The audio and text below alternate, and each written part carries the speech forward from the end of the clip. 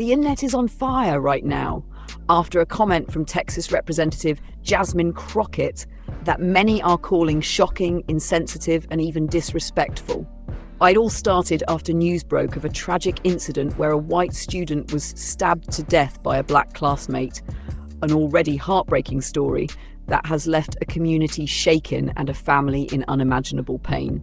But instead of offering condolences or calling for justice, Crockett decided to take a different approach, and her words have set social media on fire. Her comment, which quickly went viral, centered not on the victim, but on the alleged attacker. She said, "We have to ask ourselves, what kind of environments are creating this kind of response from our black youth? This is bigger than just one incident. This is about systemic injustice, poverty, and trauma." And that was all it took. The outrage began instantly. Thousands of people poured into the comments on Twitter, Instagram, Facebook, accusing Crockett of minimizing the horrific nature of the crime, and worse, of deflecting blame because of the attacker's race. Many say this is yet another example of what they call a double standard in the way we talk about crime. That if the races had been reversed, if a white student had stabbed a black student to death, the national response would be completely different. People were furious. Hashtags like "Justice for the Victim," "Crockett resign," and "Enough Disrespect" started trending nationwide. Influencers, commentators, and even other lawmakers began speaking out, demanding an apology and accusing Crockett of bringing politics into a murder.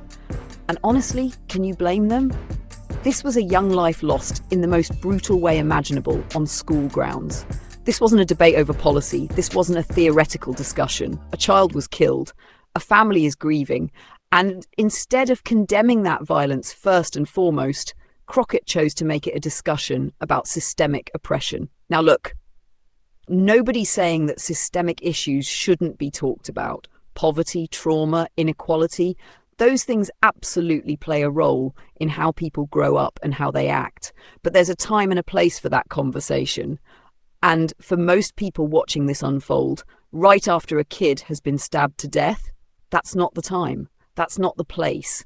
And it's not just people on the right who are upset. Even some liberal voices who usually back Crockett are saying she went too far this time. One left-leaning activist tweeted, "This isn't the moment to talk about systems. This is a moment to honor the life that was lost and demand accountability for that loss." Another commented, "You can't ignore the victim just because the suspect is black. That's not justice, that's politics." And that's really the heart of this issue, accountability. Because when you strip away all the talking points and social commentary, you're left with a simple truth. A kid is dead. That should be the priority. That should be where everyone's focus is, not on the attacker's backstory, not on political strategy, but on the fact that a life was cut short in a place that's supposed to be safe. Crockett's supporters have been defending her, saying that she's trying to spark a larger conversation, that she's speaking truth to power, that she's bringing attention to root causes that too often go ignored.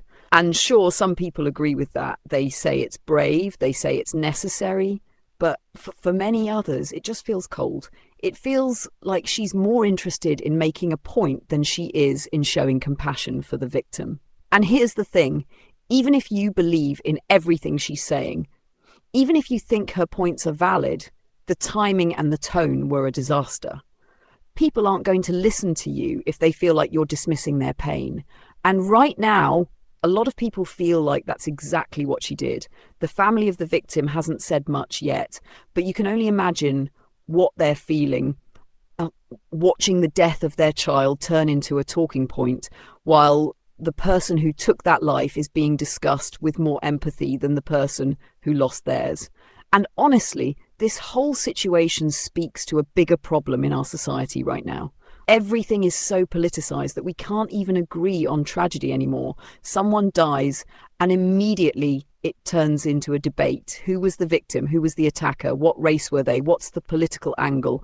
And the humanity, the real raw emotion of the moment gets gets lost. We have to do better than this. When a kid dies, that should be a moment of unity, not division. We should be able to say without qualification that this was wrong, that this was tragic, that this should never have happened. And we should be able to support the family, to mourn the victim, to seek justice without turning it into a political battlefield. So what happens next? Will Crockett apologise? Will she double down?